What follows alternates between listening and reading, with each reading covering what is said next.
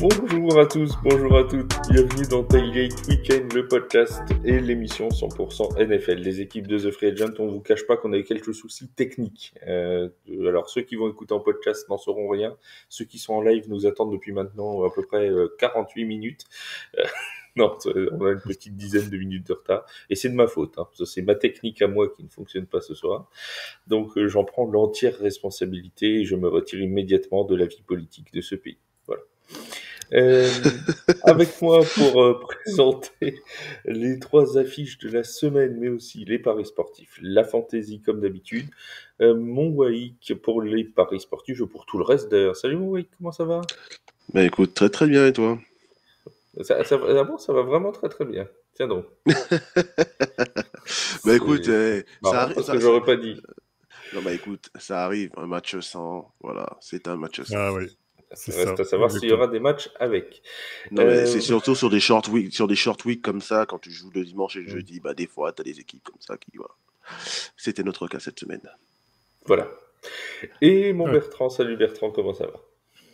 Salut Flav, salut Waïk, et bien bonjour aux auditeurs qui n'ont plus de contrat et qui nous ont rejoints.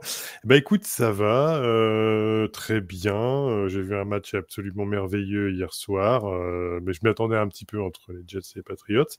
On connaît les Patriots, hein.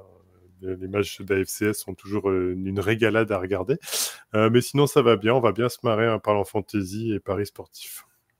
Et bienvenue à tous ceux qui sont avec nous sur le chat et qui vont nous rejoindre pendant toute la soirée. N'hésitez pas, comme d'habitude, à poser vos questions sur les paris sportifs, sur la fantaisie, sur tout ce qui vous passe par la tête. Ce sera avec un grand plaisir qu'on y répondra, même si c'est juste des questions sur les matchs de la semaine.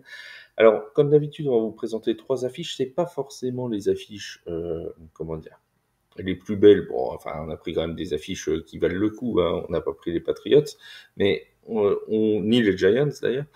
Mais on n'a pas pris les Saints, par exemple, contre les Eagles. On aurait pu. On les a pas choisis parce que, comme on en a parlé la semaine dernière, on essaye de tourner au maximum entre toutes les équipes de la NFL. On va commencer par un duel entre 2 équipes qui sont à 2-0 dans ce début de saison. C'est les Vikings du Minnesota qui reçoivent les Texans de Houston. 2 équipes, donc, comme je le disais, qui sont toujours invaincues dans cette saison, mon cher Bertrand. On n'en attendait peut-être pas autant, notamment du côté du Minnesota. Ah non, effectivement, on n'entendait pas autant par rapport à Minnesota. On a Sam Darnold qui est arrivé, qui a pris les rênes de l'équipe, qui, après une saison, enfin des saisons très compliquées où il n'a jamais su, entre guillemets, s'imposer, que ça soit dans n'importe quelle franchise où il est passé, entre les 49ers, les Jets, les Panthers de mémoire.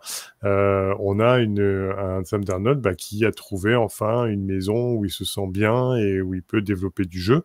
Alors, je pense que c'est un ensemble de choses avec tout l'environnement du staff également qui le porte vers le haut. Et puis, pourtant, on donnait pas cher de cette équipe des Vikings. Après, je pense également les différents mouvements qu'il y a eu à la Free Agency. On voyait plutôt une saison intermédiaire où ça va être plus compliqué, mais Brian Flores et sa défense ont déjà démontré de belles choses, et c'est d'ailleurs, petit aparté fantasy, tu vois, je peux pas m'empêcher, hein. Ah, mais Tout de suite, la vas-y. fantasy. Petit aparté Comme ça, ce sera fait, tu vois. Ouais, voilà. Non, mais j'aurais d'autres choses à dire, mais petit aparté fantasy, sachez que pour vous, les joueurs de fantasy, la défense des Vikings, c'est une défense à prendre si vous le souhaitez, parce qu'elle a déjà les meilleurs points fantasy et elle fait en sorte de tenir ses adversaires à des très bas scores en ce moment. Donc n'hésitez pas.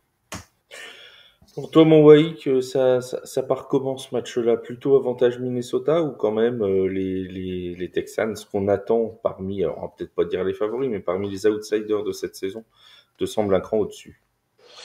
Très honnêtement, c'est un match qui est compliqué. Compliqué parce que c'est C'est vrai comme les que relations Facebook, c'est compliqué. c'est exactement, ouais. C'est On sait pas trop, compliqué. quoi. Non, mais oui, parce qu'en fait, les Texans font un bon début de saison, même s'ils sont un peu en deçà de ce qu'on attendait d'eux, notamment lors du premier match où ils ont eu vraiment du mal face à Indianapolis. Le deuxième match était alors plus maîtrisé, mais en même temps en face, les Bears de Chicago ne sont pas ce qu'on appelle un juggernaut. Donc voilà, c'était un petit peu poussif.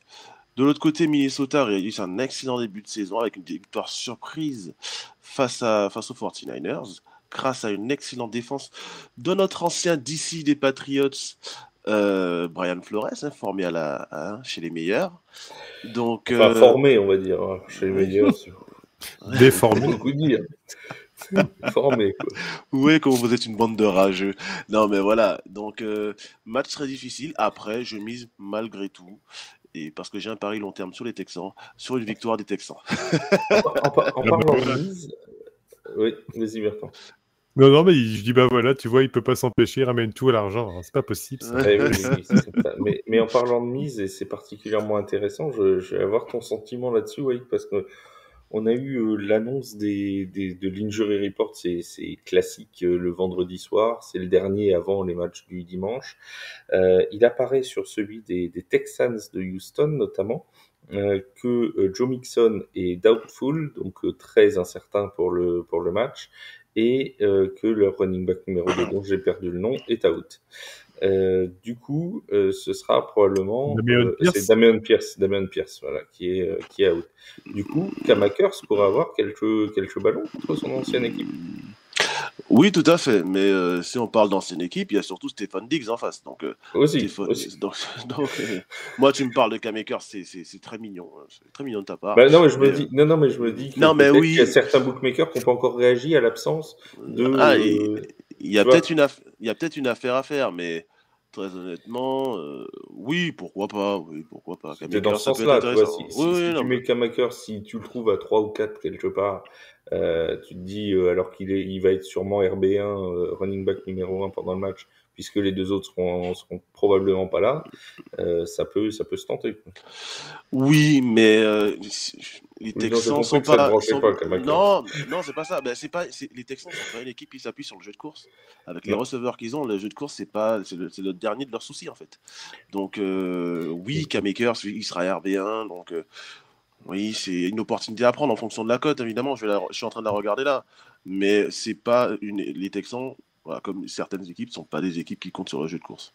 Et par contre, tu en as parlé, et c'est vrai, il y a Stefon Diggs à surveiller notamment, qui revient du côté du Minnesota, et on sait que les joueurs qui vont faire leur retour dans les équipes chez qui ils ont joué peuvent souvent performer.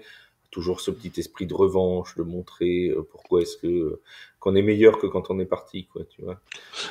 C'est ça, mais après, Cam Akers, là, excuse-moi Bertrand, mais Cam Akers, il est à 2,10 chez BetLeague, 2,25 chez oui, il y a 2,25. Voilà, ils se sont déjà ajustés.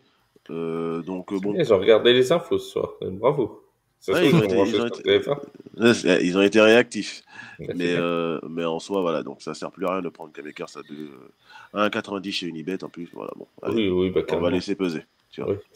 Bon, Bertrand, tu voulais ajouter quelque chose? Oui, très simplement en voulant dire que du côté de Cam Akers, c'est un petit peu à l'inverse de ce que Wade propose sur ses paris. C'est qu'en fantasy, pour le coup, quand vous avez deux joueurs qui peuvent être blessés, que vous avez dans vos équipes et que Cam Akers est libre, en règle générale, il va avoir quelques portées malgré tout et ça rapporte des points quand même. Donc, alors, c'est pas le running back 1 à prendre principalement, mais si vous n'avez pas de possibilité, si vous avez des blessés, qu'il est sur le waiver encore, allez le chercher malgré tout, il va vous apporter un minimum. Et du côté de Stefon Diggs, c'est pareil. Là, comme tu l'as très bien dit, il va y avoir un sentiment de revanche. C'est un peu ce qui ressort. C'est, comme tu disais, les retours de joueurs. Là, il est qu'à 70 yards en réception à l'heure actuelle. Je me fais juste un petit point sur ses points. Il a quand même fait 21, presque 22 points en première semaine, mais que 7 points. Je pense que il a de l'orgueil de gaillard et à mon avis, il va vouloir faire quelque chose. Ils vont le mettre dans le creux de l'oreille de CJ Stroud avant le match, je pense. En parlant de blessure, du côté de Minnesota, Jordan Addison est toujours out pour le match. Justin Jefferson, par contre, sera bien présent. Donc ça, si jamais, je ne sais pas si Wake, il y a un coup à prendre sur Justin Jefferson, mais s'il y en a un, voilà, n'hésitez pas, il sera là. Il sera bel et bien présent. Une petite alerte au niveau du quadriceps, mais rien de bien méchant. On t'entend plus. Tu t'es muté. Bon, ouais. Justin Jefferson à 2,25 sur Winamax, ça se prend très très bien. Voilà. C'est autant que Kamakers. C'est même cote. On salue le DR 1371 qui nous dit un petit live TF1 en jouant à College Football. C'est magnifique, n'est-ce pas? Nous sommes là et en parlant de magnifique, nous allons redonner la parole à Bertrand tout de suite. Ah, tu me lances dans ma besace pour voir ce que je tel le Père Noël, ce que je peux vous donner ce soir. Mais écoute, tu me lances en premier, c'est magnifique. Qu'as-tu dans ta hotte? Tu caches dans ma hotte du Père Noël. Eh bien, du côté de nos amis, les Vikings comme les Texans, au niveau des joueurs à asseoir, je pense, à laisser sur votre banc, je pense à Tank Dell. En soi, bon, Tank Dell en ce moment, pour le coup, il n'est pas trop ciblé. On a dit là justement sur ce match-là, il y aurait peut-être une préférence pour Diggs par rapport au passé qu'il peut avoir. Mais si je reprends sur Tank Dell en soi, il est le 3e plus bas total de points parmi les receveurs, avec 60 yards de plus effectués durant un match. Donc déjà, ça met le niveau de performance. Et puis de toute façon, je pense qu'il y a des tendances en fait dans les joueurs, je pense. Et là, à ce moment, il n'est pas dans une bonne dynamique. Donc à éviter en ce moment. Du côté des joueurs aussi, Aaron Jones, éviter. La défense de Houston est quand même assez forte et comment on appelle ça, n'a pas autorisé, on va dire, dans les 25 meilleurs running backs cette saison de fortes performances. Donc éviter Aaron Jones aussi. Je pense qu'il y aura plus de mal face à Houston sur ce match-là. Si vous avez d'autres possibilités, allez starter d'autres joueurs en tout cas. José Vegas qui nous dit salut. Nous saluons José Vegas. Bonjour José Vegas. Voilà. Oui, parce que pour ceux qui vont écouter en podcast, je suis obligé de relayer les messages, forcément, parce que sinon ils les voient pas. Oui, malin. Le gars, il est dans sa voiture, il se dit pourquoi le message il s'affiche pas? Oui, c'est normal, c'est en podcast. Et on est ravis que vous nous écoutiez en podcast. C'était d'ailleurs le Tailgate Weekend de la semaine dernière a fait un excellent score. Donc, on vous remercie. C'est grâce à Waïk, ça. C'est la bogossitude de Waïk. Parlant de bogossitude, il va falloir que j'aille chez le coiffeur. Hein. Je te cache pas que là, ça commence. Oui, alors ça, c'est ta barbe, par contre, que tu touches. Donc, oui, mais pas le coiffeur, c'est le barbier. Il fait les deux, si tu veux, c'est mon principe. Là, chez nous. Voilà. Oui, c'est comme si ça. Si tu vas chez quelqu'un qui fait que barbier, ben change, hein, je te le dis. Hein. Tu sais, Wade, que je te retrouvais un petit air de ressemblance avec Jacoby Brissett, pour le coup. Alors, je me suis demandé si c'était toi qui n'avais pas joué, justement, ce jeudi. Alors si je peux me permettre, mon Bertrand, si j'avais joué... ça aurait été un autre résultat. Je te le dis, moi. Et puis, vu la tête de la O-line des Patriots, il aurait des bleus beaucoup plus que ça. Hein. Je serais en protocole Como, je pense. Il serait pas avec nous ce soir pour nous raconter. Bon, pour terminer, mon Flav, une dernière chose, pour étayer mon argumentaire, je viens de vérifier, et oui, ils ont quand même la 6e, 5e et 6e défense au niveau de la défense à la course du côté des Texans. Donc, évitez Aaron Jones, je vous conseille. Voilà. Alors, un match, tu disais tout à l'heure, qu'il y a un match compliqué entre les Texans et les Vikings. Un autre qui s'annonce plutôt compliqué à pronostiquer. On en a parlé mardi dans le fabuleux Fourth Down by Wake qui est sorti sur YouTube. On en a parlé, non mais c'est un match vraiment compliqué à sentir. C'est ce duel entre les Chargers et les Steelers. Deux équipes là aussi invaincues. Les Chargers avaient annoncé on va venir cette année avec un énorme jeu de course, c'est ce qu'ils font, notamment avec un J.K. Dobbins très en forme, et de l'autre côté une défense des Steelers qui tient très bien le choc. Bertrand, c'est pas facile à lire comme rencontre. Ah non, et pour le coup, tu dis la défense des Steelers, alors oui, c'est leur point fort principal, et on sait qu'ils vont s'appuyer là-dessus, mais je peux te dire aussi que la défense des Chargers, c'est pas à laisser de côté, c'était plutôt la passoire avant la prise de main de Jim Harbaugh, mais là, pour le coup, ils ont bien rattrapé les choses, et Jim Harbaugh a insufflé une autre, on va dire, philosophie par rapport au jeu en défense. Donc, ça va être un match pour moi très défensif, peu de points. Peut-être qu'on va revenir sur des bases de jeu au sol. En plus, les Chargers sont quand même adeptes de ce genre de jeu. On l'a bien vu, vu le recrutement et la philosophie aussi de Jim Harbaugh là-dessus. Donc, J.K. Dobbins, pour le coup, devrait encore un peu, on va dire, se faire plaisir durant ce match-là. Là, pour le moment, il est à 266 yards et à presque 10 yards par portée. Donc voilà, on sent qu'on va revenir sur un football des années 90. Je pense assez rude et assez besogneux et sur les lignes. surtout. Ça va être assez intéressant. Là aussi, oui, on a un potentiel de joueurs blessés assez important, puisque ne serait-ce qu'au niveau des quarterbacks, alors normalement ce sera Justin Fields pour les Steelers. Par contre, du côté des Chargers, on a un Justin Herbert qui est toujours incertain. Dans l'injury report final, il est listé comme incertain pour le match. Est-ce que oui, ça va forcément changer quelque chose si Justin Herbert n'est pas là?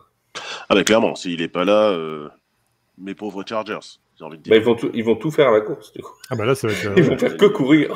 Littéralement. Cours, Chargers, cours. Parce que c'est pas avec Easton Stick qu'ils vont faire quoi que ce soit. Non, mais concrètement, ouais, tout ce que Bertrand a dit, je suis tout à fait d'accord avec lui.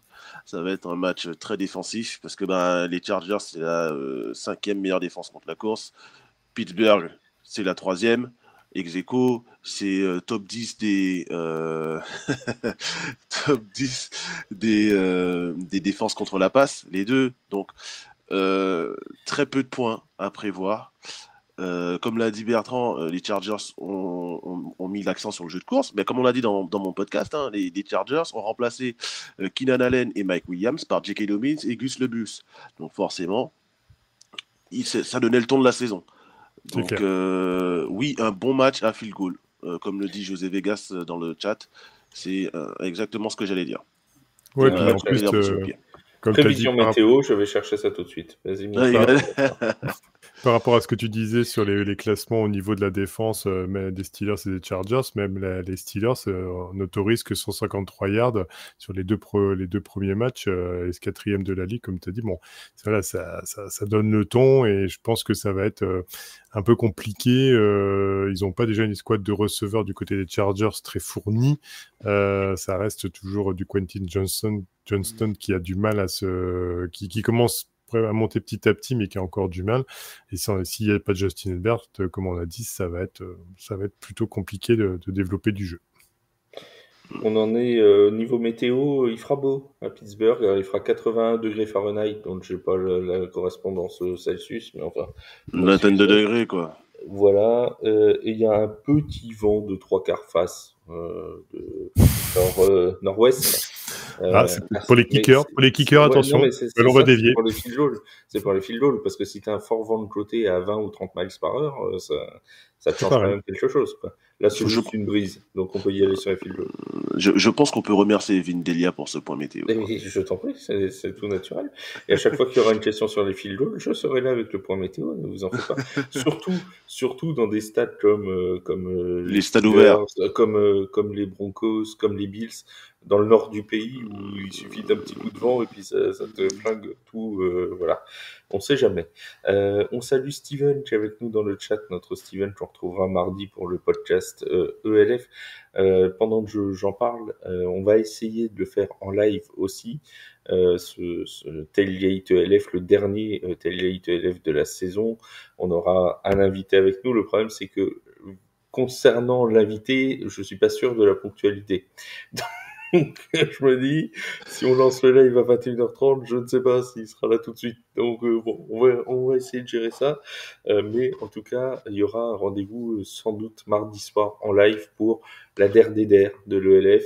On reviendra sur toute la saison 2024 des Paris Musketeers. On reviendra aussi sur les projets de l'intersaison pour Paris et sur une projection sur la saison 2025 à venir, tant que je parle des Paris Musketeers. Un petit salut à nos 10 joueurs qui ont été sélectionnés dans les All-Pro Teams. 10 joueurs des Paris Musketeers, on va pas tous les citer, on le fera mardi, tiens, on leur rendra hommage mardi.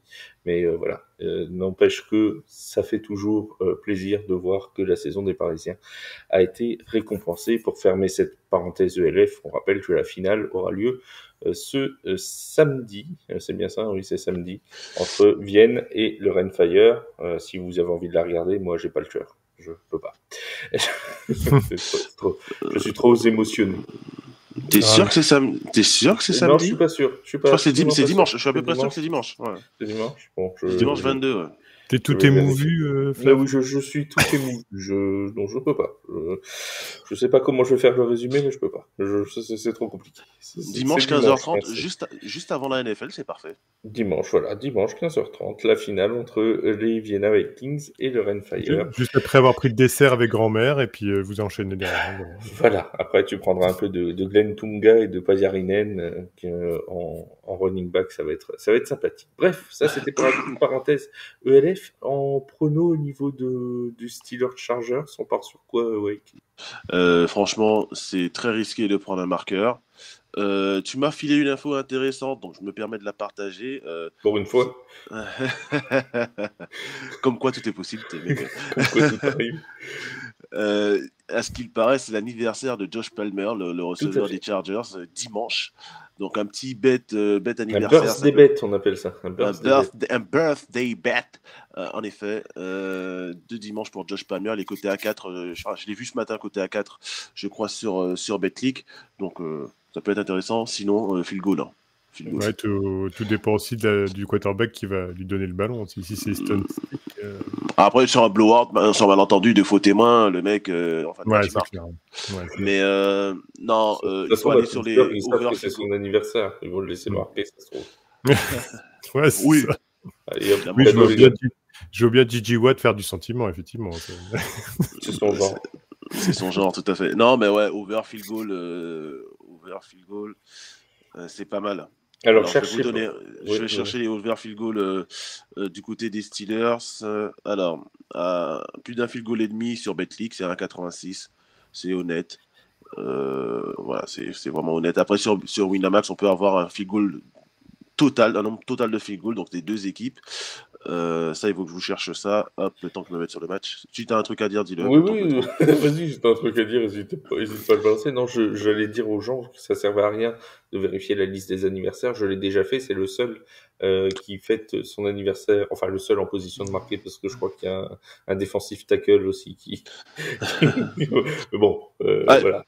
Sur une... Ouais, le seul receveur, tight end, quarterback, running back, etc., qui fête son anniversaire dimanche, il n'y a que Josh Palmer. Donc voilà, ça sert à rien de le vérifier, j'ai vérifié. Alors, plus de 3 field goal et demi, c'est à 2 sur Winamax. Par exemple. Ça fait 4 field goals, 2 par... c'est pas impossible. Surtout que les Steelers n'hésitent pas du tout à kicker les field goals. Ils ont un excellent kicker, Chris Boswell. Donc, et chez les Chargers, ça va aussi. Donc, non, il y a moyen. Il y a de quoi faire. Bon, Bertrand, en fantasy, on prend quoi? Allez, en fantasy, on prend quoi? Tu vois, il y a toujours des conseils, mais moi, j'en ai un qui circule pas mal, mais je vais pas aller, je vais étayer mon argumentaire dessus, tu sais, pour expliquer aussi pourquoi je n'y vais pas. C'est George Pickens. On en parle beaucoup sur le fait qu'à un moment donné, il va quand même finir par faire quelque chose de correct durant cette saison. Il est qu'à deux réceptions pour 29 yards en deuxième semaine. C'est un peu peu pour le coup. Donc, ce qui est compliqué avec lui, c'est qu'il n'a jamais su pour le moment, toujours, c'est un crack, avec un caractère bien trempé, mais il n'a jamais su pour le coup faire la différence, et pourtant ils le mettent partant. Bon, moi je me méfierais, on n'a pas la science infuse, hein, c'est toujours des approximations, des suggestions qu'on a, mais je pense que je me méfierais malgré tout, toujours l'histoire de la bonne défense, on en a parlé. Je pense que ça va être un petit peu compliqué même encore une fois pour George Pickens cette semaine-ci, hein, donc ça c'est sûr pour le coup. Sinon, qu'est-ce que j'ai d'autre dans ma besace? Mais je cherche.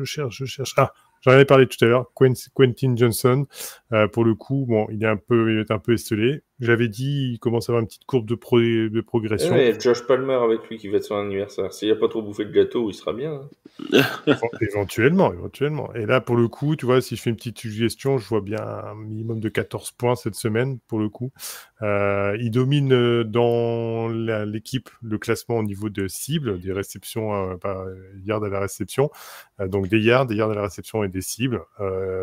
Et puis il a eu un touchdown en semaine 2. Donc voilà, on sent qu'il y a quand même une orientation vers lui. Tout dépend qui va jouer. C'est toujours pareil. Hein, je répète, c'est suggestif parce que si c'est Easton Stick, si j'y arrive, ou Justin Herbert, c'est pas la même chose. Voilà. C'est pas facile à dire. Easton Stick. Non. Du tout. C'est ça. C'est pas simple à dire, c'est pas simple de le voir jouer non plus. Ouais. Il n'y a rien pour lui, quoi, le pauvre.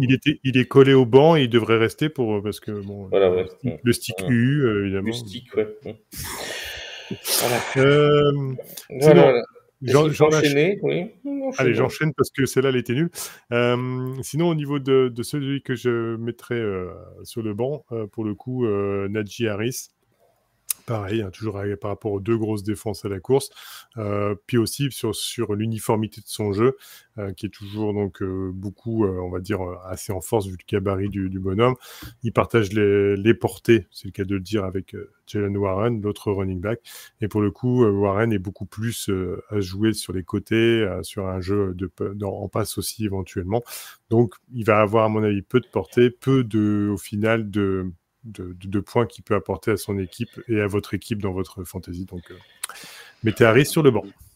N'hésitez, et ne le mettez pas dans le rayon pain de mie. N'hésitez pas à nous proposer vos marqueurs de touchdown si vous avez des questions, etc. pour Waïk dans le chat. Il y répondra. Je viens d'avoir une lueur de génie, ou presque. J'ai cherché aussi les anniversaires qui se passaient samedi, parce que j'avais pas vérifié ceux de samedi. Et ben, tu sais qui y a samedi? Il y a Demarcus Robinson, le receveur des Rams de Los Angeles. Et comme Puka Nacua et Cooper Kupp sont out, lynx. Vérifie-moi la cote de Demarcus Robinson, s'il te plaît. Mon cher Wally. Qu'est-ce qu'il est bon, ce Flav. Franchement, on fait pas de comme lui, je te le dis, moi. Alors, Demarcus Robinson, déjà, il devrait changer de prénom. Alors, ensuite... Ça, c'est un autre problème, ça. Hop là. L'occasion de un bon anniversaire. Oui, alors, le problème de Demarcus Robinson, c'est qu'il joue contre Charvarius Ward. Il est là oui, mais qui sera peut-être out. Il est très incertain, Ward. Bon, alors, s'il est très incertain, Charvarius, là, tu parles français. Alors, il est coté à... Parce que tu sais que mon anglais, c'est pas terrible, donc je parle français. Alors, Demarcus Robinson est coté à 3 sur Wina. Je vais regarder sur les autres. Et il fêtera ses 30 ans. C'est 30 ans. En plus, voilà, côté à 3 pour ses 30 ans. 3, 30, ok. 2,85 chez Betclic, je trouve pas ça foufou. Pour Demarcus Robinson qui marche qu'un TD tous les 3 ans. Oui, mais le jour de son anniversaire, tous les 3 ans. Donc bon. Ouais, mais bon, à 3, est-ce que c'est vraiment valu? Je sais pas. Bon, après, vous avez l'info, vous en faites ce que vous voulez. Non, mais écoute, ça. je pense que ça peut, à 3, en dessous de 3, ça mérite pas sa pièce. À 3, ça mérite sa piécette, tu vois, quand tu jettes tu vas voir que Wake va nous sortir un combiné dimanche birthday combiné. Un combi birthday. Là, je vais avoir une notification à 9h du matin en me disant, tiens, il m'a donné une idée, j'ai fait un combi birthday. Alors tu m'as donné... un combiné Demarcus Robinson plus... c'était qui Josh Palmer, ouais. Eh bien, écoute, tu m'as convaincu, mon Flav. Allez, il est à 3,30 sur Unibet. Let's go. Let's go Demarcus. Il faut prendre des risques dans la vie. Parce que si tu bêtes sans prendre des risques, ne bête pas. Il y a vraiment une tendance comme ça, Wai, que j'ai parlé dans ta grande sagesse et dans ton expertise. Il y a vraiment une tendance comme ça de joueurs qui ciblent plus ceux qui ont leur anniversaire. Oui, non, ça très clairement. Les anniversaires, oui, mais pas forcément contre les anciennes équipes. Ça, par contre, les marqueurs ex, ça marche un peu moins qu'au football, par exemple. Les anniversaires, notamment en hockey sur glace, ça marchait énormément. Tu vois, les mecs qui lui passent le palais, le gars qui fait d'habitude 2 tirs dans le match, qui en fait 7 le jour de son anniversaire, ou quand il y a sa famille qui vient le voir jouer dans les tribunes, ou tu vois, ce genre d'infos-là peut vachement influer en fait sur la performance d'un gars. Donc ça se tente. Un Josh Palmer, ça se tente quoi. Bah, dans une équipe, tu vois, Demarcus Robinson, il y aurait Cooper Kupp et Puka Nacua qui seraient là. Bon, ce serait plus compliqué. Mais là, tu te dis, en receveur, il n'y a pas full devant lui, quoi. Donc, il y a Tyler Johnson aussi, mais bon, il va pas il va quand même il va être ciblé quelques fois dans le match. Bon, faut pas prendre tout le monde, mais sur des spots particuliers, ça peut être parfois intéressant. Bah, Wai qui nous dira ce qu'il en pense. Mon Wai, je te suis sur celui-là. Allez. Si Demarcus Robinson et Josh Palmer gagnent, je prends 10%. Je dis tout de suite. Alors, Josh Palmer, je viens de vérifier. Après, c'est vrai que il est dépendant de Justin Herbert. Alors, on a l'info de Adam Schefter qui nous dit que Justin Herbert a une Non, t'as entorse. l'info de Flav qui a fait un article à 21h sur TF1, surtout. Comme quoi Justin Herbert était incertain. Oui, Bah et oui. c'est vrai qu'un article. Et oui, un article, c'est vrai que je me Oui, souviens de un l'avoir article. lu. Oui, Eh tout oui, à fait, voilà, tout à fait. c'est ça. Oui, tout à fait. Oui, c'est vrai, Flav, tout à fait. L'info de Flavien Jumeau, hein, Mais tout à fait. qui a sorti une Flav bombe. Donc, qui nous dit que Justin Herbert a une entorse à la cheville. Tout à fait. Donc, à voir s'il joue. S'il joue, de toute façon, sa mobilité sera réduite. Mobilité réduite. C'était marrant. Sinon, je suis fatigué, c'est vendredi. Je suis Ça fatigué. aurait été plus marrant pendant les Paralympiques, cette blague. C'est vrai. C'est ça. En tout cas, il est coté à 6 sur Winamax. Donc, franchement, à 6 sur Winamax, vous mettez. Si vous voyez une pièce rouge, mettez une pièce rouge. Voilà, par principe. Voilà. Parce qu'avec Easton, franchement. Ça va être Voilà. compliqué, Avec hein. Justin, pourquoi pas, mais avec Easton. En plus, C'est- face à la défense des Steelers, c'est TJ Watt qui va avoir faim, puisqu'il est un affamé. À la fin tout le temps, lui, donc c'est pas Euh, compliqué. Non, mais si avec lui, il y a Ice Smith aussi, il y a Cam Ward, enfin, pas comme il y avait Ouais. personne, quoi. Il y a vraiment de quoi faire. On a fait la fantaisie, on a fait les paris sur ce Chargers Steelers. On a tout fait. On a tout fait. Franchement, c'est un match, on en parlait dans le podcast de Wake mardi. Vraiment, pour trouver le vainqueur, on va partir du principe que Justin Herbert est là et tout. Pour trouver le vainqueur, c'est vraiment tu balances une pièce en l'air et puis tu vois où ça tombe. Hein, parce que ça peut tomber d'un côté comme de l'autre. Et en plus, moi, je suis vraiment tiraillé par ce match parce que moi, je suis un grand fan de Justin Fields. Comme je le dis sur mon podcast I Believe in Justin, que ce soit Justin Fields, Justin Tucker, Justin Jefferson, Justin Madubuike, je sais pas comment il s'appelle lui, tous les Justin, je believe in you. Et donc, mais alors, le problème, c'est que Justin Bieber aussi. non, faut pas déconner. Ah oui. Mais Et Justin Bridou aussi. juste. Alors, Voilà. j'ai dit Justin, pas Justin, tu vois, c'est pour ça. Mais et j'ai un pari sur les Chargers, enfin l'équipe qui reste la plus longtemps invaincue. C'était coté à 45 en début de saison. Donc 45, voilà, le Loiret. Hop, c'est un Car- connexion. Quelle sagesse alors, mais quelle Ah, culture. non, il est incroyable ce Flav. J'ai envie de dire qu'il est incroyable. Il a pas de micro ce soir, mais il est incroyable même sans micro. Franchement, Voilà. c'est incroyable Flav. Ça, c'est toi qui m'as cassé mon micro, tu vois. Tu m'as fait trop parler mardi et hop, tu m'as cassé le micro. Depuis que tu as commandé le même micro que moi, il marche plus le mien. Coïncidence? Incroyable. Je crois pas. Je crois pas. C'est un passage de relais. C'est ça, tout à fait. Oui, bah, t'aurais pu me le garder, le relais, ça aurait été bien sympa. Bon, troisième affiche dont on voulait parler, celle très attendue entre les Cowboys de Dallas et les Ravens de Baltimore. Parce que là, c'est un peu l'inverse des deux qu'on a fait avant, où les deux équipes étaient invaincues.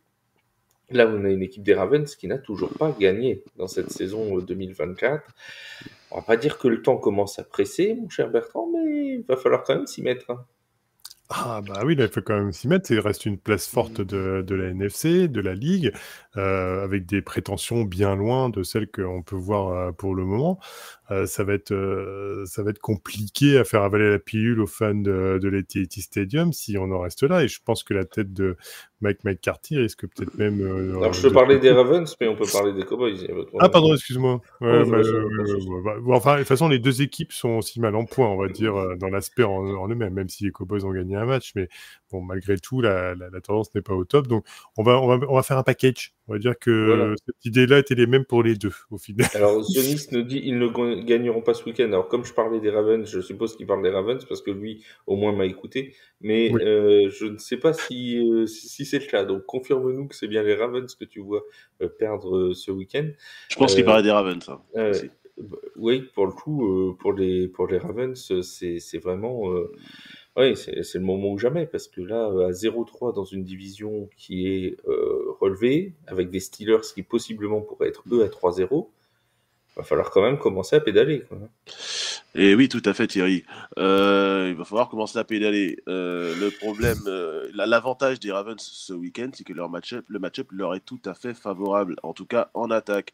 Parce que Dallas est incapable de stopper la course, c'est-à-dire que même moi, tu mets running back face à Dallas, moi je fais 300 yards en une mi-temps. Donc forcément, avec... Ils vont encore me dénigrer la performance d'Alvin Kamara la semaine dernière, tu vois. Ils vont me dire, ouais, mais c'était parce que c'était que Dallas en face. Alors, Tout à fait. j'interdis de dénigrer Alvin. Mon bon Alvin et les Chipmunks, il m'a fait en fantasy, il m'a pété un score de feu. Il est interdit de dénigrer mon bon Alvin. Et puis tu peux le remettre, je pense que, je sais pas si tu vas en parler un moment dans la soirée, mais à mon avis, tu peux le remettre contre la défense à la course des Eagles, jusque Bijan a mis, hein, mais bon. Toute la saison, de toute façon, les top running back, il y a toute une liste, vous pouvez les mettre régulièrement dans votre ligue. On va pas reparler de Bijan ce soir, hein, oui. Ouais. Ça va mal finir, ouais. Je m'en souviens encore. Non, le match-up, encore une fois, pour revenir. Et tu vois, Zionis qui nous dit Pearson. Alors, je pense qu'il parle de Parsons. Oui. Mais Micah Parsons va faire 3-5. Alors, c'est pas impossible vu l'état de la ligne offensive de Baltimore depuis le début de saison. Mais ça n'empêchera, à mon avis, que si Baltimore arrive à établir le jeu de course et à enlever le ballon des mains de Dak Prescott, Baltimore devrait gagner ce match. C'est l'avis que j'ai sur ce match. Après, la défense de Baltimore, quand on regarde depuis le début de saison, alors, ils n'ont joué que 2 matchs, est la pire défense de la ligue contre le jeu de passe. Ce qui, pour mes paris sportifs, nous amène à CD Agnew. CD Agnew, je parle de CD Lamb, pour ceux qui n'ont pas compris. Oui, on avait compris. Non, mais, toi, tu avais compris, parce que tu as un anglais, tu es bilingue en anglais, mais c'est pas tout le monde. Et donc, CD Lamb, lui, risque de marquer. Alors, il est coté à 1,95. J'avoue que c'est pas sexy, mais voilà. Je pense qu'on peut avoir confiance. C'est quoi les dernières news sur CD Lamb? Je l'ai vu passer dans les news tout à l'heure, mais j'ai pas lu l'info. Attends, je suis en train de le chercher. Il y a eu une info là d'Adam Schefter ou Diane Rapoport. D'accord, j'ai pas. En tout cas, sauf blessure, bien évidemment, ou maladie. Ça, Cowboys. C'est des lambes. Il est en dehors de l'injury report et il va jouer. Ah, donc il va très très bien. Donc il est en pleine forme. CD Lamb à 1,95. Si vous voulez un truc un peu plus sexy, on va faire la sexiness aujourd'hui. Au lieu d'aller chercher Brandon Cooks, qui peut aussi éventuellement profiter du deuxième corner, c'est-à-dire, je crois que c'est le rookie, je crois, le deuxième corner chez Baltimore. On peut profiter de ça. Ou s'il joue, tu me confirmeras, Jalen Tolbert, le rookie. Je crois qu'il est rookie, Jalen Tolbert, qui est coté à 5. Alors, c'est un 3e couteau, mais pourquoi pas? Ça peut être intéressant. Concernant Ferguson, je crois. Alors, je crois qu'il est encore blessé. Ouais, il est encore blessé. Ouais. Enfin, j'essaye de vérifier, mais je l'ai pas là. Je vais vérifier dans quelques jours. Je suis en train de regarder là. Ouais. Je sais qu'il y a CD Lamb et donc Trevon Diggs qui seront bien là dans le match. Qui était Jalen Tolbert, il est bien là. Moi, je l'ai pas ni en questionable ni. La semaine dernière, Ferguson, c'est sûr, il s'est blessé sur la première semaine. Et la semaine dernière, il était incertain. Est-ce qu'il est revenu? J'avoue que j'ai pas regardé si Ferguson est là. C'est possible qu'il soit revenu. Non, ouais, il va jouer. Ferguson. Il va jouer. Il va jouer, mais bon. Alors, Ferguson est à 3,50. Alors, bien évidemment, il y a toute flopée de joueurs qui peuvent marquer. Dallas est à domicile. Est-ce qu'ils vont retrouver? Est-ce que ça va être le Dallas de l'année dernière à domicile? Ça, c'est la question. Ou celui de la semaine dernière. Ou la semaine dernière. Parce que si c'est le Dallas de l'année dernière, Dallas, je le rappelle, a été invaincu lors de la saison régulière à domicile. Si c'est le Dallas de la semaine dernière, ils se sont pris une pilule. Ah oui. Donc, est-ce que c'était le match-up des Saints la meilleure équipe de la ligue?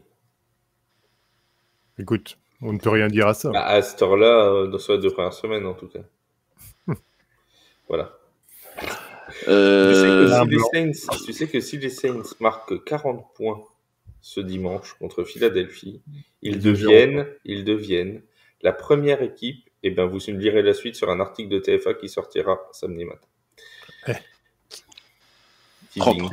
Teaser. Là, ça c'est du teasing, hein, ça je te le dis. Moi. Là, il me tient en haleine, là, je te le dis. Non, mais voilà, il faut faire un choix. Si c'est le Dallas de la semaine dernière, c'est compliqué, mais en tout cas, il faut faire un choix. Baltimore, pour l'instant, défend mal contre la passe. Alors, encore une fois, c'est le début de saison, donc il faut prendre des stats avec des pincettes. Mais il faut faire un choix. Est-ce qu'on va sur CD Lamb, qui est la valeur sûre, ou est-ce qu'on prend un peu plus de risque, c'est-à-dire Brandon Cooks, Jake Ferguson ou Jalen Tolbert? Donc là, il faut faire un choix.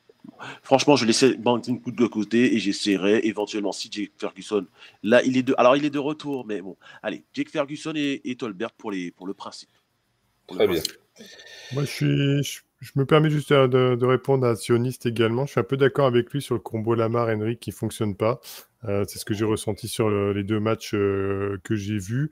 Bon, maintenant, est-ce que c'est un équilibre à trouver par rapport à la saison, petit à petit? Je pense aussi que chacun doit essayer de trouver sa place et de partager un peu la gonfle. Maintenant, ce qui est certain, c'est que par rapport à ce que disait Waik également, on a l'attaque des Baltimore qui est en première au niveau des nombres de yards qu'elle a amassé, 417, mais 14e au nombre de points uniquement. Donc c'est vrai que c'est un peu, on va dire, bizarre par rapport justement à ce qu'ils peuvent faire. Et du côté, toujours pour parler un peu stats, au niveau de justement de la défense de Baltimore, pour le coup, eux, c'est comme tu as dit tout à l'heure, ils sont très mal placés en termes de réception de ballons des adversaires, et c'est eux qui ont autorisé le plus avec 576 yards. Donc, Sidi Lamb peut se faire plaisir pour le coup. Donc, voilà, allons-y gaiement. Il y a une question de Dionis qui dit: est-ce que Lamar va prendre ses responsabilités et prendre plus de courses au touchdown côté Ravens? Oui. Je sais pas. Je pense que Lamar, il courra vraiment quand on va arriver dans les matchs importants du fin de saison. Alors tu me diras, c'est un match important ce week-end. C'est épineux, hein, le cas Lamar. Hein. Non, moi, Lamar, pour moi, il n'y a aucun débat sur qui est Lamar. Il n'a pas relevé. Épineux, Lamar. Le cas Lamar. Le cas Lamar. Ah, ok, purée. En plus, je l'avais pas. Je l'avais pas, Waik, je te le dis. Bon, ouais. C'est trop pour moi, vendredi soir à 22h passé. Il n'y a pas d'heure pour les bonnes blagues. Ouais, mais là, tu vois, tu l'as perdu, là. Bon, du coup, Sioniste, il n'a pas sa réponse, donc je laisse répondre. Un calamar. Ah non, là c'est fort. Donc oui, pour répondre, pour une discussion sérieuse, parce que c'est pas qu'on peut rester sérieux, je te le dis, moi. Mais en tout cas, oui, il va prendre ses responsabilités, je pense, plus en fin de saison. Il essaie peut-être de se préserver en début de saison, surtout que là, peut-être qu'il va mettre en confiance Derrick Henry. Alors si ça marche pas, je pense pas que ce soit un problème, en fait, Lamar Derrick Henry. Je pense que c'est plus un problème de ligne offensive, plus qu'autre chose. Donc, ils ont eu du mal sur les 2 premières semaines. Le mec, il vient d'arriver, c'est un nouveau système, c'est une nouvelle équipe. C'est une nouvelle ligne offensive qui doit aussi s'adapter à son coureur, hein, puisque c'est aussi ça le job de la ligne offensive. Donc, au fil des matchs, je pense que ça ira mieux et que là, Derrick Henry prendra, si en tout cas il y a des TD à prendre, Derrick Henry les prendra, à mon avis. Après, on n'est pas à l'abri que Lamar s'échappe sur une longue course. Le souci aussi, c'est que depuis le début de la saison, la ligne offensive des Ravens a beaucoup de mal. Hein. C'est pas la ligne offensive des Ravens de l'année dernière, on va pas se mentir. Donc c'est un peu plus compliqué, et ça aussi, les brèches sont pas foncièrement créées, donc l'un comme l'autre, Henry et Jackson ont un peu plus de mal à pouvoir performer. Derek Carr a bien réussi à mettre un touchdown à la course contre les Cowboys. Si Derek Carr l'a fait, tout le monde Lamar peut le faire. C'est-à-dire que la chance des Ravens, là, pour le coup, c'est qu'ils récupèrent une équipe des Cowboys qui, l'année dernière, aurait été peut-être plus difficile, mais comme là, a priori, ils n'ont pas trouvé l'alchimie, et pourtant, il n'y a pas grand nombre de changements de joueurs, pour le coup, c'est peut-être le bon coup à prendre là tout de suite du côté des TI. D'ailleurs, à Derek Carr, ça lui a coûté 14 000 $, hein, sa célébration Michael Jackson de la semaine dernière. J'aime mieux te dire que... Voilà. 14 000 $ à la célébration à la Michael Jackson, alors qu'est-ce que ça va être s'ils font une célébration un petit peu plus... hein. La question, c'est est-ce que Florian Larose avait pris 14 000 € à chaque fois qu'il a fait une célébration Michael Jackson? C'est ça. Après, 14 000 $ pour Derek Carr, c'est pas grand-chose. Oui, c'est 3 cacahuètes, hein. On soit bien d'accord. D'accord.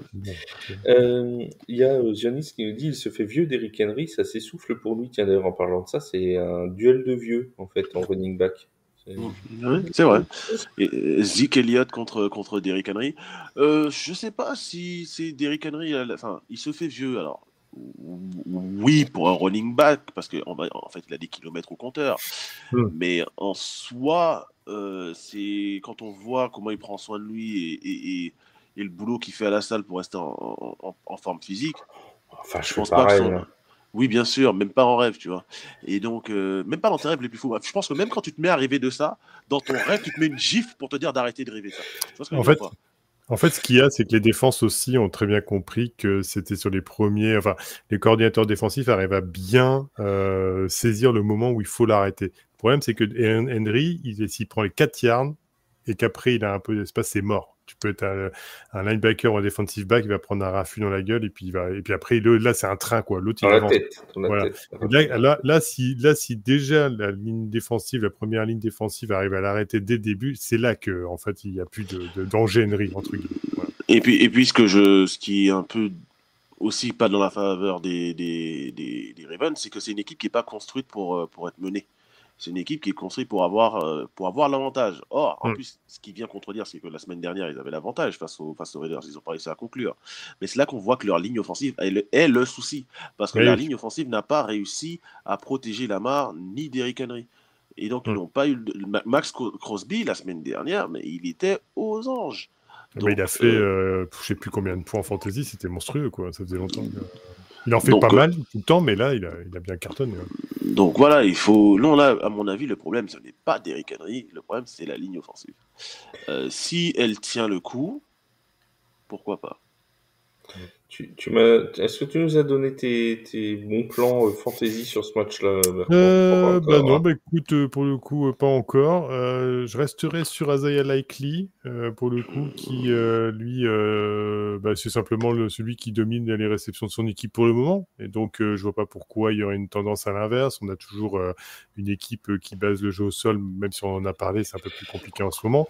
Et puis, bon, il y a encore du Zay Flowers, mais c'est pas encore le développement du jeu. Et puis, toujours Mark Andrews qui est pas dans ses préférences ou qui est ciblé par les défenseurs parce que les défenseurs pensent qu'il va être plus ciblé par justement Lamar Jackson. Et puis, Isaiah Likely en profite pour continuer avec Isaiah Likely pour le coup, hein, c'est plutôt pas mal. Si dilemme, je rejoins Waik par rapport à ses pronos également. Évidemment, avec la défense à la passe, comme j'ai dit tout à l'heure, de Baltimore, ces joueurs également à aligner, et de toute façon c'est un top QB en fantasy, donc c'est anormal de même pas l'aligner face à une défense plus compliquée. Et puis après, au niveau du joueur peut-être à asseoir sur votre banc, Dak Prescott, pour le coup, malgré tout, parce que on va dire il va voilà, si vous avez une autre alternative, attention, hein, je pars dans une ligue où vous avez une autre alternative, parce que d'un joueur plus fort... un quarterback quand même en fantasy, c'est mieux. Voilà, après en soi, par exemple, dans les ligues dynasty, vous jouez avec 2 quarterbacks. Donc déjà, vous avez la possibilité de points. Dans les ligues beaucoup plus simples, vous alignez un quarterback. Et évidemment, ne mettez pas Dak Prescott sur votre banc. C'est quand même un top QB. Il pourra vous rapporter au moins une quinzaine de points, facilement entre 15 et 18. Maintenant, si vous avez le choix et que vous avez Josh Allen, vous avez la chance de drafter assez facilement. Voilà, par exemple, en ce moment, Dak Prescott, c'est pas le choix à faire en premier si vous avez meilleur. Pour la simple bonne raison. Voilà. Pour la simple bonne raison, vous avez une équipe en face quand même qui reste de grosse défense malgré tout, et donc ça sera un peu plus compliqué pour lui de performer. C'est ça. Alors, Jonis nous dit il y a du Mark Andrews. Alors Mark Andrews, il joue à Baltimore, mais j'ai pas compris la question. Mais en gros, est-ce que c'est intéressant peut-être de prendre Mark Andrews? Franchement, Mark Andrews. Alors, côté fantasy, voir les tight ends, alors Isaiah Likely peut-être que c'est à starter, etc. Moi, je suis pas un grand spécialiste de la fantasy, même si je suis très fort. Mais en tant que parieur, franchement, les Ravens, c'est une équipe à éviter à tout prix, pour la simple et bonne raison que plusieurs joueurs peuvent marquer. Lamar Jackson, Derrick Henry, Zay Flowers, Isaiah Likely, Mark Andrews, ça fait trop de choix. C'est ça. Donc quand ça fait trop de choix, quand il y a trop de choix, il n'y en a pas. J'ai une petite question, Wake. Est-ce que les field goals, c'est pas intéressant sur ce match-là? Parce qu'il y a quand même entre Justin Tucker et Brandon Aubrey, 2 kickers capables de kicker quasiment de 60 yards, même de plus de 60 yards, dans un dôme. Ça devrait plutôt être intéressant, non? Tu t'es muté, mon cher Wake. Tout à fait, Thierry. Je vais regarder ça, mais en même temps, je regarde.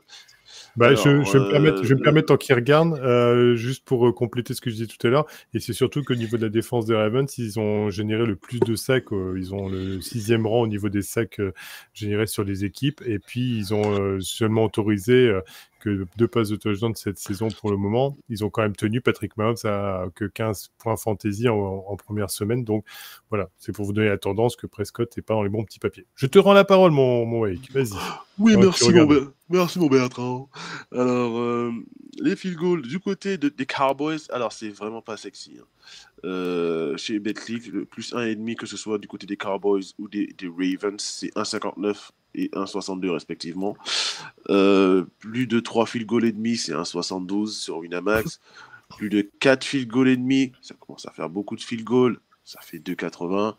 Très honnêtement, malheureusement, c'est tellement évident que les bookmakers ont anticipé. Voilà, Oui. Ils sont dans un dôme et les mecs, ils ont des canons à la place des pieds. C'est pas fou en termes de cote. Parfait. Alors, il n'était pas prévu au programme ce match-là, mais on va quand même en parler parce que l'actualité nous y oblige. Je veux pas cette tête-là, oui. Il n'y a pas de piège, tout va bien, c'est pas mon genre. Non, on vient d'avoir l'injury report complet des 49ers de San Francisco. Et alors là, autant vous dire que c'est pas la joie du côté de la Californie, puisque donc officiellement Deebo Samuel est out, George Kittle est très très incertain. Doubtful, pour le match. Nick Bosa est incertain aussi. Ça commence à faire beaucoup là. Alors, pas mal, je rebondis sur ton info. Petit conseil fantasy, ciblé Jawan Jennings cette semaine. L'hécatombe, Deebo Samuel, George Kittle, les cibles vont être partagées. Il reste Brandon Ayuk, mais c'est pas suffisant. Ils vont pas tout miser sur lui. Il risque d'être... Pour George Kittle, effectivement, Sionis nous le dit, mais c'est effectivement les infos qu'on a. À 95%, il jouera pas. On est à peu près sûr qu'il jouera quand pas. t'es doubtful le vendredi, c'est pas bon. Et donc, Brandon Ayuk va pas avoir toutes les cibles sur lui. Il va être surtout ciblé par les défenseurs, puisqu'ils vont considérer que c'est la menace 1. Donc, Jawan Jennings, attention, peut être ciblé. Je vous le conseille d'aller chercher sur le waiver, parce qu'il a été très peu pris globalement pour les joueurs de fantasy. Donc, miser sur lui, et sachant qu'en plus, il avait quand même montré déjà même de belles choses en finale, que je dis, au Super Bowl. Je vais me faire tailler par Seb, au Super Bowl, et où il avait fait quand même une très belle prestation. Donc, Jennings. Est-ce que niveau paris sportif, Brandon Ayuk est pas bien, étant donné que il va y avoir... Ils avaient anticipé. J'ai regardé, il est à 2,10. Alors Brandon Ayuk est d'habitude à 2,70. Quand il est à 2,10, franchement, ça donne pas envie. Mais oui, c'est prenable. Jennings, alors je vais regarder ça tout de suite. Je suis en train de regarder déjà les targets. Il y a Chris Conley qui va avoir plus de targets chez les 49ers. Il risque d'y avoir Ronnie Bell aussi.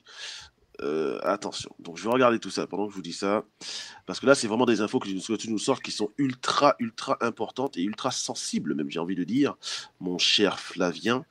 Alors le match est à quelle heure déjà? Ah oui, voilà. Face aux Rams. Alors ce qui est bien, c'est que les Rams ils sont tout aussi, ils ont autant blessés que les 49ers. Non mais c'est l'assurance maladie ce match-là. Là c'est un match de pied nickelé. Alors c'est les U19. C'est les minots qui vont mettre. Brandon Ayuk est coté à 2,25 sur Winamax. Donc en fait, ça va encore. Brandon Ayuk à 2,25. Jennings à 3. Je suis pas le plus grand des fans. Chris Conley est à 6. Ronnie Bell est à 8. On en fait ce qu'on en veut de cette info. C'est quoi qu'il arrive du pari risqué. Je vous conseille de... En fait, je pense que San Francisco ils vont courir en fait. Voilà. Ils vont donner le ballon à Jordan Mason, à son remplaçant. Je crois qu'il s'appelle, ne me dis pas de bêtises. Le remplaçant, c'est Isaac Guerrero. Oui, c'est Guerrero. Donc Isaac Guerrero, il est à 8. Pourquoi pas? Ça peut être pas mal. Pourquoi pas? Match à field goal. Ouais, je sais pas. Et après, au niveau comme tu disais tout à l'heure, des Marcus Robinson, c'est peut-être la bonne pioche quand même dans ce match-là. Donc on est sur des receveurs qui peuvent marquer. Ouais. Avec son birthday bet. Birthday bet. Non, Isaac Guerrero, franchement, je vous. Enfin, sur un malentendu, une petite pièce rouge que vous avez, mais la plus petite pièce rouge, pourquoi pas? Franchement, C'est à c'est à San 8. Francisco? Non, c'est à Los Angeles. Bon, bah, donc ça sert à rien de vérifier la météo, du coup. Non, Pour le match à field goal. Ça sert à ouais, rien. c'est ça. Ça Donc, sert pour le match à field goal de Zioniste, oui et non, parce que c'est des équipes qui aiment bien tenter les quatrièmes tentatives, ça. à rien. Donc non. Ouais. Oui et non, ça veut dire non. Oui, je suis quelqu'un de nuancé, mais quand je dis oui et non, en général, c'est plus non que oui. Alors, tu vois, je vais t'envoyer en mission. Oui, t'es prêt? Pendant que je vais donner la parole à Bertrand pour qu'il nous fasse un tour de fantaisie des autres matchs qu'on n'a pas fait, Ouais. tu vas me trouver un match sur lequel il faut surtout pas parier Ah. et un match, au contraire, où il peut y avoir pléthore de possibilités de marqueurs de touchdown. Ok. Ok. Je me lance à la recherche. Allez, vas-y, Je reviens. parti.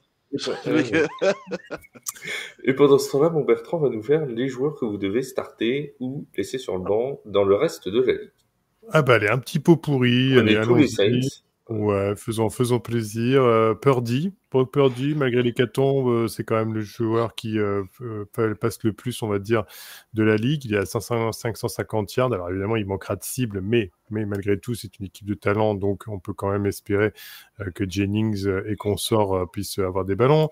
La défense des Cowboys a évité de mettre, encore une fois, j'en ai parlé la semaine dernière, mais de nouveau, malgré tout, parce qu'elle autorise de plus de points au running back. Et Dieu sait qu'avec Lamar Jackson et Derrick Henry, ça risque de courir.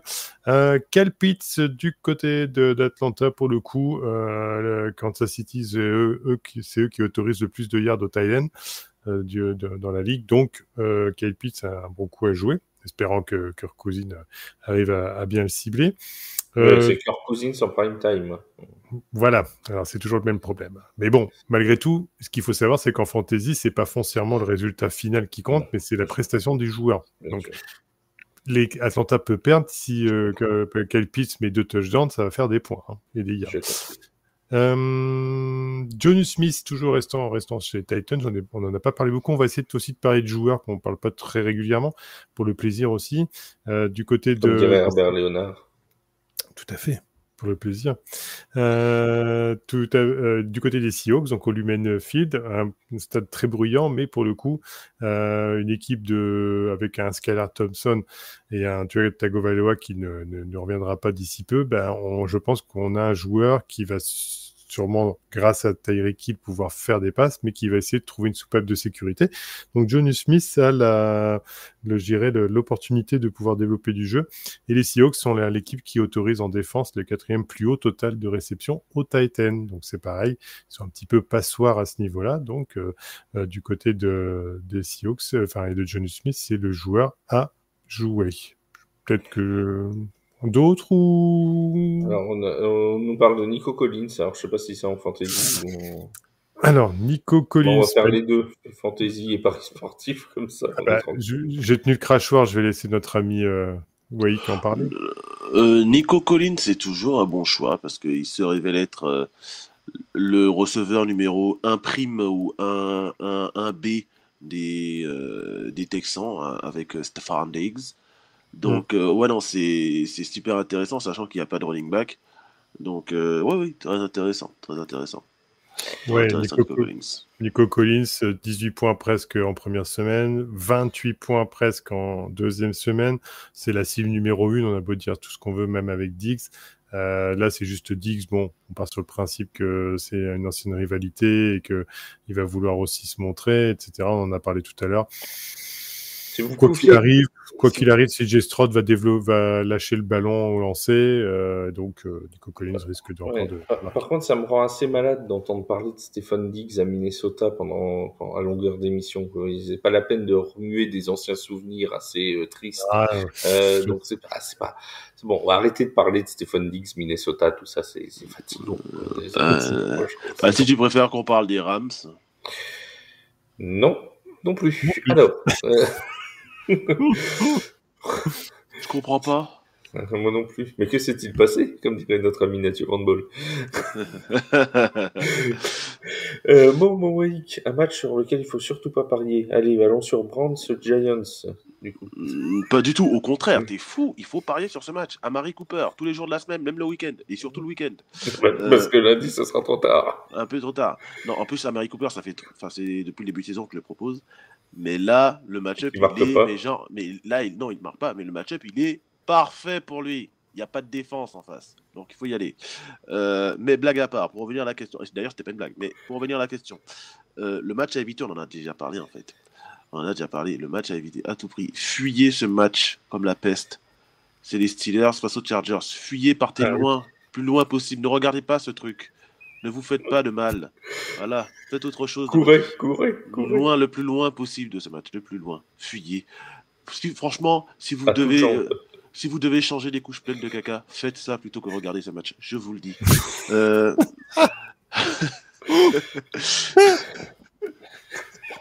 Oh putain.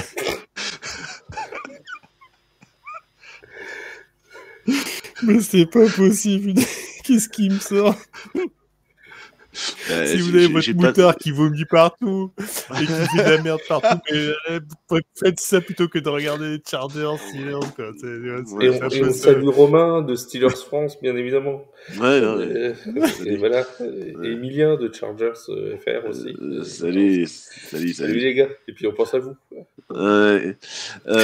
Alors, Panthers Riders, ouais, ça a l'air alléchant aussi. Ouais. Mais en termes de paris sportifs, non. Au contraire, il y a de bonnes affaires à faire. Du côté des Raiders, hein, les Panthers, on oublie. Hein, vu que c'est le premier match d'Andy Dalton cette saison, on oublie, on ne sait pas ce que ça va donner, on ne sait pas qui va être son receveur préféré. Probablement rien.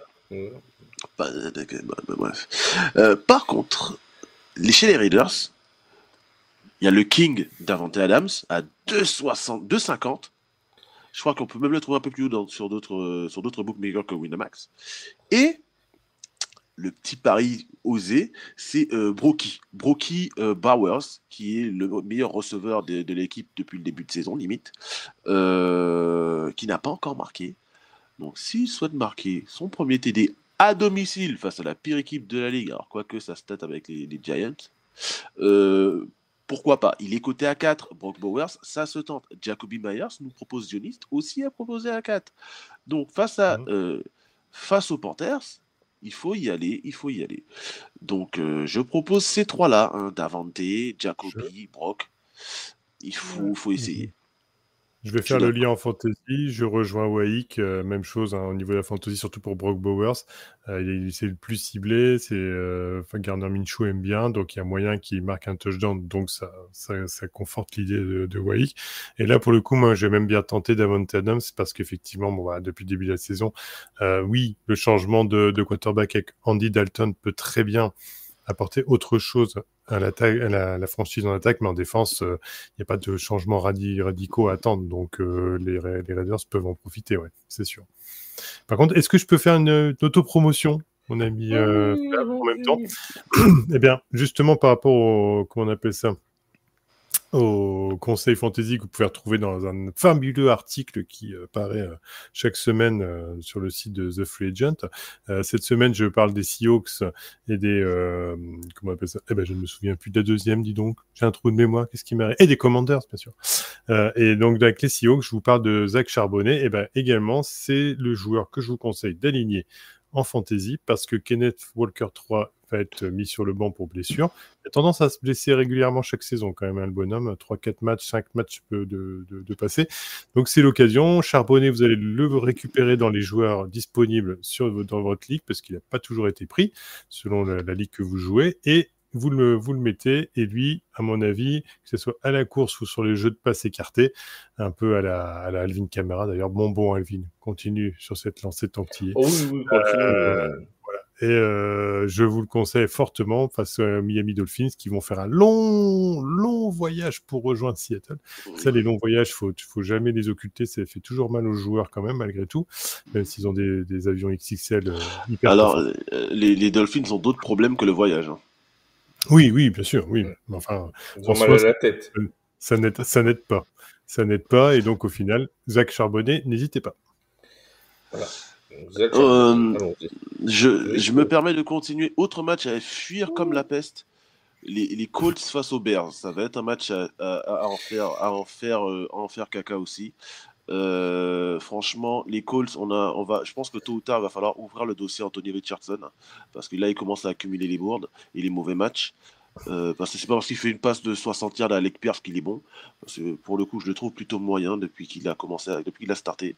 Notre ami Caleb Williams, alors il est rookie, donc il a le bénéfice du doute, mais de toute façon, il n'a pas Keenan Allen. Il va se retrouver avec DJ Moore et DeAndre Swift. Mais DeAndre Swift sans ligne offensive, bah, c'est plus DJ Swift.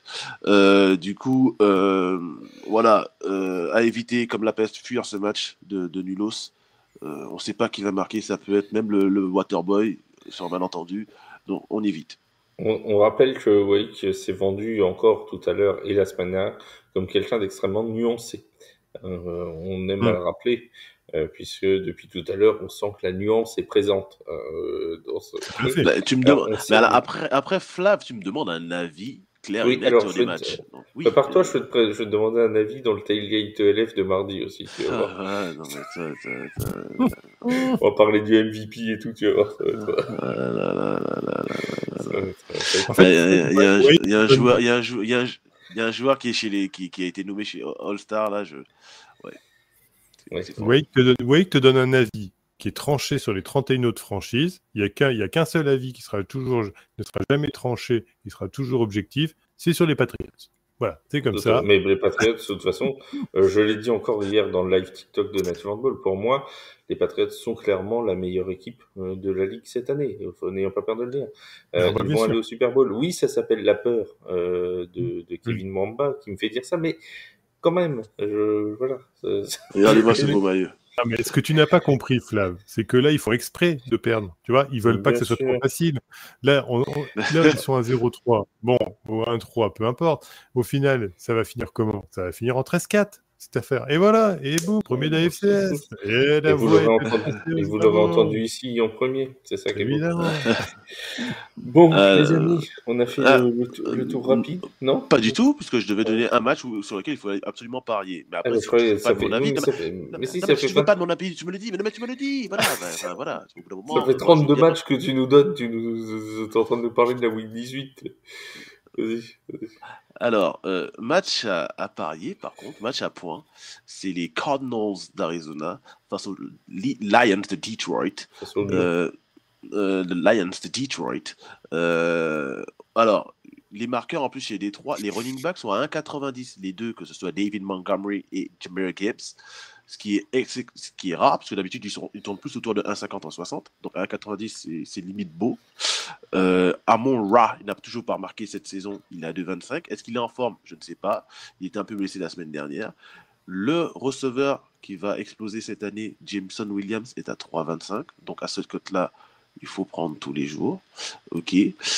Côté Arizona, on a eu le réveil de Marvin Harrison Jr., qui peut prendre le meilleur sur le backfield défensif des Lions, qui n'est pas leur point fort. James Conner, je sais pas, parce que là, ils défendent plutôt bien la course du côté des Lions. Mais voilà, c'est un match, à mon avis, un match à points, ça va scorer dans tous les sens. Donc, il y a plusieurs marqueurs à prendre. Après, très honnêtement, je vois pas d'autres matchs où vraiment ça va être flamboyant au niveau des attaques, puisqu'on l'a vu depuis le début de saison, ça kick pas mal de field goal. Même pas Saints Eagles? Saints Eagles, non, je ne sais pas pourquoi ce match-là, je le sens pas. Je sens que ça peut faire du low scoring. Je sais pas pourquoi. Non, on sait pas. Ça, on sait pas. Ça, c'est juste une impression. Après, c'est vrai que les statistiques vous diront que les Eagles ne savent pas défendre. Donc oui, il faut prendre éventuellement Chris Olave. Mais le problème chez les Saints, c'est que plusieurs personnes peuvent marquer. C'est toujours, il n'y a pas vraiment de. Alors, à part Alvin Kamara, il n'y a pas de joueur. Est-ce qu'on peut faire un my combi ou un combi, tu sais, que tu fais toi-même, Ouais. en disant que ce sera touchdown de Rachid Shahid sur une passe d'au moins 60 yards de Derek Carr? Mais là, on est pas aux États-Unis ici, là. Ça serait bien. C'est bon, toutes les semaines, il nous sort la même action et pour l'instant, ça marche à chaque fois. Donc, bon, En tout cas, Flav, que Dieu t'entende pour un coup, parce que j'ai Rachid Shaheed aussi dans ma fantasy. Donc, pour le coup, j'adore quand il fait des 60 yards avec touchdown derrière. Je vais pas te mentir. Non, Rachid Shaheed à 2,80, c'est possible. Chris Olave à 2,60. Il n'a pas encore marqué cette saison. Est-ce que, tiens, j'ai une question en Argel. Est-ce que, lève pas les yeux, c'est bon. Question. Est-ce que si il marque sur retour de coup de pied, est-ce que ça compte comme touchdown? Oui. Ouais, il n'y a pas de limitation s'il joue en équipe spéciale ou machin. Non, du tout. Par contre, est-ce que Flav, on a un backup QB qui va jouer cette semaine? Attends. Malik Willis, peut-être? Alors, non, mais on a un backup QB qui est titulaire chez les Giants. Donc, c'est très bien. Elle est bien, celle-là. Elle était fraîche. Je l'adore. Yaya, je sens qu'il va m'exploser demain encore. Il va écouter le podcast demain. Il va m'envoyer des messages samedi après-midi. Ouais, mais tu sais ce que tu as dit. Tu vas avoir un message d'Eli Manning déjà. Eli, putain. Eli qui a été nommé au Hall of Fame. Franchement, tout est possible. Ça fait 15 jours qu'on entend parler de lui. Non. Alors là, tu ne peux pas te permettre, mon là, c'est interdit. Il a appelé Yaya. C'est une déclaration de guerre. Et là, il mérite largement sa nomination au Hall of Fame. Largement. Ah oui, on n'est pas sur une bibite, on n'est pas sur bibite Daniel Jones là. Attention, on est sur un joueur qui a fait des stats tout au long de sa carrière. Plus deux Super Bowls face à qui? Je rappelle, face à qui? Face à mon bon Patriots, qui n'a pas digéré. Vous avez un Wai qui n'a pas digéré ces 2 défaites. Qui? Elle est là, elle coince là. Elle fait mal. Tu la vois celle-là? Le Strand qui fait pouf, le Tom Brady par terre. Hop. J'adore les fans des Giants, c'est les plus marrants de la NFL.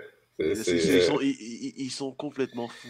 Mais oui, Eli Manning a fait 2 bonnes saisons dans sa carrière, oui, en effet. Mais mis à part ça, il a une carrière de 15 ans. Il en a 2. Alors, les 13 autres saisons, qu'est-ce qu'on en dit? Je ne suis pas d'accord. Mais c'est un sujet sur lequel on pourrait débattre des heures. C'est vrai. Il faudrait qu'on fasse une émission sur juste Eli, parce qu'il ne mérite pas qu'on l'appelle Eli. En tout cas, il y a plus de réparties que le bon Tom Brady, pour le coup. Le jour où il est effectivement élu au Hall of Fame, on fait une émission spéciale Eli Manning. Ça va faire plaisir à Yaya, ça, en plus. Franchement, s'il y va au Hall of Fame avant Philippe Rivers, moi, je pète un scandale. Enfin bref, ça, c'est notre débat pour l'autre jour. Les Browns, les défenseurs marqueurs chez les Browns, c'est à prendre sur Unibet parce que de toute façon, Daniel Jones, c'est comme c'est Ray Charles, un peu, dans le principe. J'arrête pas de lui mettre c'est incroyable. Ah mais regarde, je suis objectif. Oui, c'est Ray Charles. Malheureusement, c'est Ray Charles. Gilbert, t'es avec nous, Gilbert? Sur le malentendu, ouais, je pense qu'il est daltonien en fait. Je pense que c'est ça le problème. Il voit pas la différence. Il fait pas la différence des couleurs. Et en fait, avec le premier match où il avait le match du centenaire, il était perdu. Comme il y avait une ligne bleue et rouge, si tu veux, à un moment donné, il y a eu un strabisme divergent dans les yeux. C'est parti en couille. Pour peu que les Browns se jouent en blanc, en plus, il va se dire d'habitude, la semaine dernière, on jouait en blanc. Tiens, c'est bon. Et hop, voilà, non, plus sérieusement. Ça se trouve. Mais en plus sérieusement, il y a une tonne de défenseurs marqueurs à prendre chez les Browns. En général, vous mettez vraiment, encore une fois, la plus petite pièce de votre porte-monnaie dessus, parce que là, il n'y a pas vraiment si vous voulez, pour choisir entre un défenseur ou un autre, compliqué. Donc moi, je propose tous les DB. Denzel Ward, Martin Emerson, Greg Newsome, Grant Delpit, Jordan Hicks. Non, c'est pas non, mais on va pas sur les linemen. Jordan Hicks, c'est pas un DB. Mais en tout cas, Grant Delpit, Greg Newsome, Martin Emerson et Denzel Ward. Alors, on mettait 1 euro chacun. Ouais, voilà, ou même 50 centimes. Denzel Ward, il est à 44, tout comme Martin Emerson. Voilà. Greg Newsome est à 50, Grant Delpit est à 60. Franchement, c'est des DB. Daniel Jones, ce sont ses meilleurs amis. Tentez. Parce que ça fait le red zone de la semaine dernière, je crois pas qu'on ait eu de touchdown défensif. Il n'y a pas eu de pick six, je crois pas. Donc, ça veut dire qu'il y a un risque d'en avoir un cette semaine. Il faut choisir son bon match. Et je pense que c'est un bon match pour un pick six. Le match des Giants. Alors, encore une fois, je ne vais pas taper sur notre ami Daniel Jones, mais celui qui est un bon candidat au pick six, c'est aussi notre ami Bo Nix. Hein, parce qu'il fait pas un beau début de saison, Nix. C'est clair. Il nique plus le Alors, début c'est de vrai, saison de Il nixe les stats de Sutton. Alors, non, mais c'est ça, ouais. Zioniste nous dit quelque chose d'intéressant. Il dit pas de pick six sur le match des Chiefs. Le Chiefs Falcons, c'est vrai que ça peut. Leur cousine, s'il peut balancer une saucisse. Hein. En prime, Oui, il pourrait, mais en fait, chez les Chiefs, il y a un vrai bon DB, c'est Trent McDuffie. Le reste, je me pose encore des justement, questions. t'as pas à te répartir sur 50. Je comprends qu'un. Enfin, là, on parle de probabilité, ça commence à être chaud, là, quand même. Ouais, non, je suis. Alors, Le peut-être. problème, c'est que si Patrick Mahomes lance une interception et qu'il y a pick six, on sait tous que ça va être rappelé pour une pénalité. Oui. Ouais, Donc, voilà. il n'y aura pas pick six au final. Donc, C'est vrai ça sert à rien. C'est vrai, c'est vrai. Ouais. Autre candidat, vu que c'est un backup qui va jouer, c'est Skylar Thompson chez les Dolphins face aux Seahawks. C'est un éventuel candidat. Devon Witherspoon, Tariq Woolen, Julian Love. Alors, Julian Love est coté à 42, Tariq Woolen à 55. Pourquoi pas? Zioniste qui a les yeux partout et qui a les oreilles bien affûtées et qui a tout à fait raison nous rappelle qu'il y a eu un pick six contre les Bengals la semaine dernière. Oui, Six tout à fait. des Chiefs. Tout à fait. C'est vrai. Par Donc, contre, il y en a toujours au moins un. Alors, en général, il y en a même un peu plus que un. Ouais, il y a quand même un ou deux généralement. Et donc, chez les parieurs, parce que tu parles de Betclic et Winamax, c'est ça, hein, la plupart du temps. Mais les défenseurs marqueurs, c'est chez Unibet, sur le red zone. Après, dans les matchs en prime time, parfois, Winamax va en proposer. D'accord, mais ça va, Unibet, c'est très bien. Ouais, c'est sur Unibet. Je fais pas de pub, hein, mais au cas où, c'est pour savoir qui propose. Surtout qu'on fait surtout pas de pub parce que bon, c'est un petit peu le partenaire de. Voilà, bon, bref. Voilà. Mais en tout cas, voilà, c'est ces matchs-là. Donc, je rappelle, hein, encore une fois, avant de laisser la parole, c'est le match des Giants, c'est le match des Broncos, le match des Dolphins. Voilà, pour moi, qui sont les nous dit pick six pour les Cowboys, nous dit Zioniste pour lui.